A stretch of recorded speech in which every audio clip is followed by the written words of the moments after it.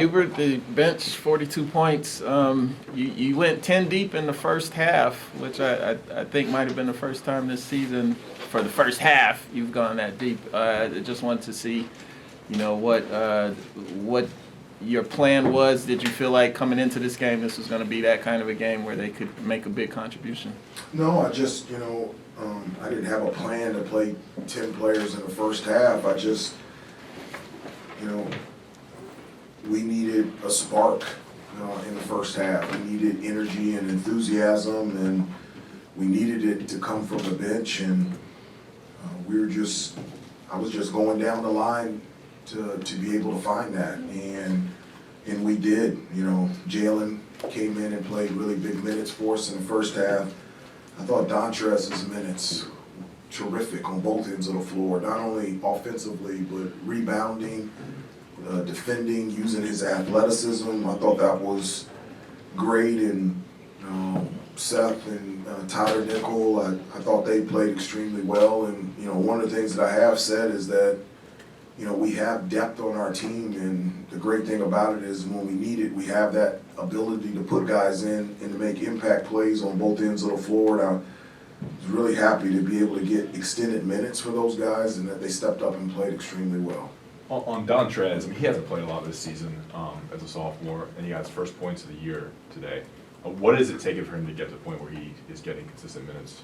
Well, one of the things that I always tell the guys is, with me, my foundation is you will always get a chance and an opportunity, and not just one chance, you will get chances throughout the year. And I said, but the thing that I can't control is when, where, how, and the manner in which you'll get those opportunities and chances. The thing for them is their responsibility is when your number is called for you to be ready. And that's just a huge testament to Dontrez that when his number was called, he was ready. His practices the last week have been really good. His attention to detail, his effort, I've been really proud of him. And we put him in the game tonight, and I thought he was a huge difference maker for us in the first half. We were struggling to find some rhythm on the offensive end, and he hit that three, and then we were off and running. So I'm very proud of Dontrez. Tyler was a big part of the late push at Virginia Tech, and he's gotten 6 minutes in the first half of the last two games. I guess he had 7 today. Did that help him a lot, that the way he played late in the Virginia Tech game and the confidence that you showed in him and keeping him out there? And have you seen maybe a slight difference in him since then? I think all the guys are confident to be out there on the floor. One of the things, that I've talked about is, when we were on the road, it's just, we were playing so many games and traveling, we couldn't practice. And so now that we've been home for a week and a half, we've actually had time to practice. And I know that sounds simple, but it's really a big deal.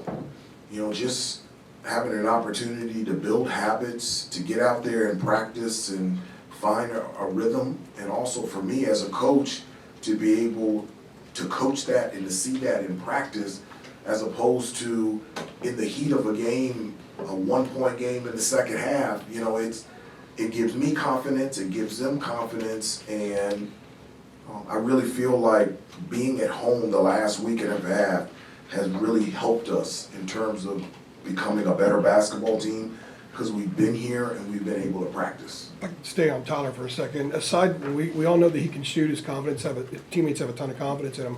What else has he been doing since practice started that in which his game is coming along in some areas that will give him more playing time? Well, he competes. I never have to tell Tyler, can you go harder? He's a guy that always competes on both ends of the floor.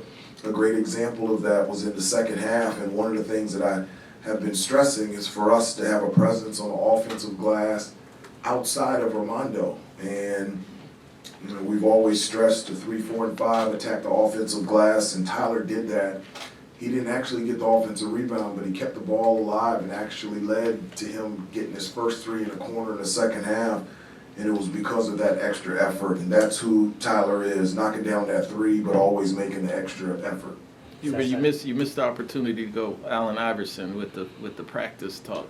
But how much better do you feel about about where you guys are in terms of execution now, now that you have been home and as you said, have been able to practice going into another big game Saturday at Ohio State, against Ohio State? Well, obviously it's not a finished product, but we have improved. In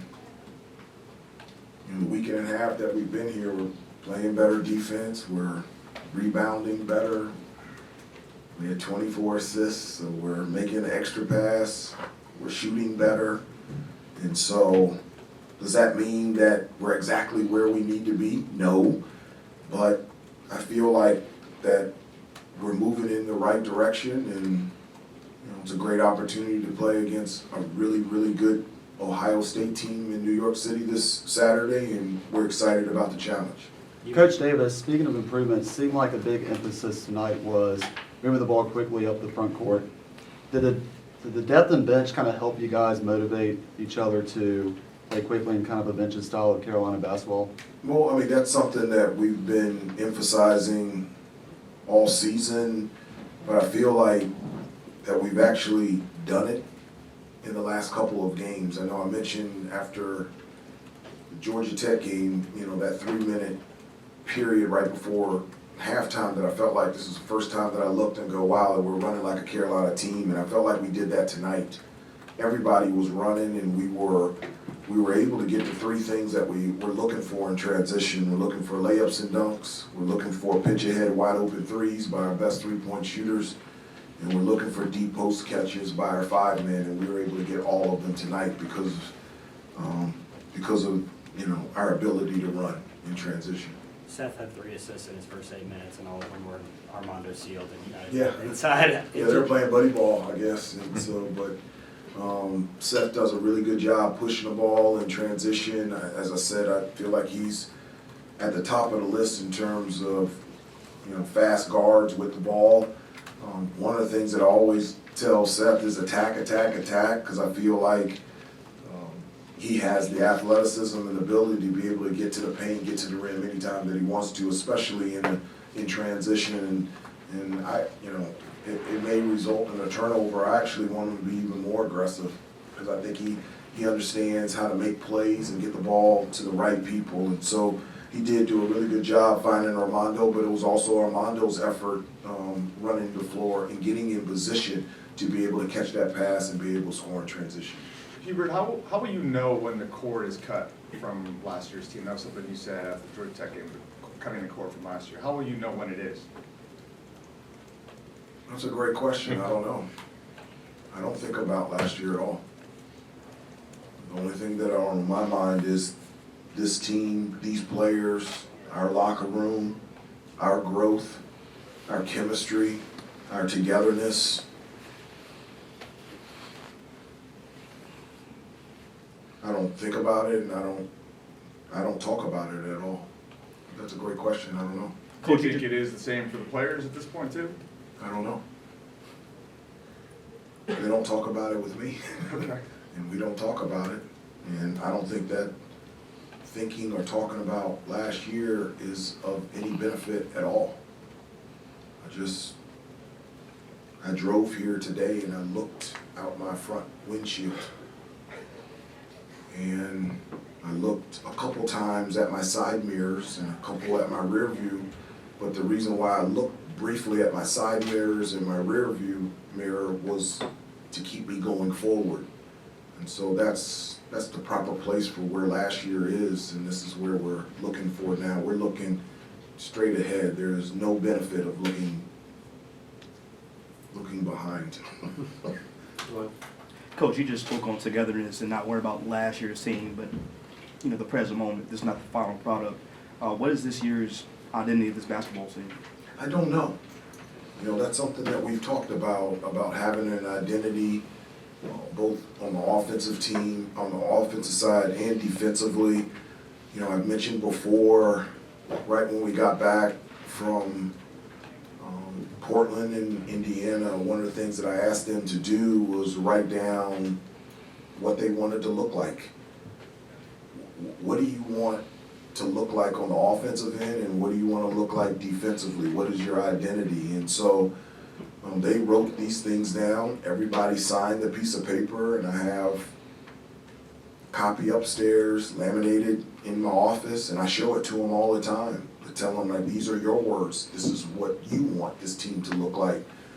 And so, since they wrote it down and they signed it, I hold them accountable to it. And so that's what we're trying to build to throughout the entire year and just see what the end product looks like.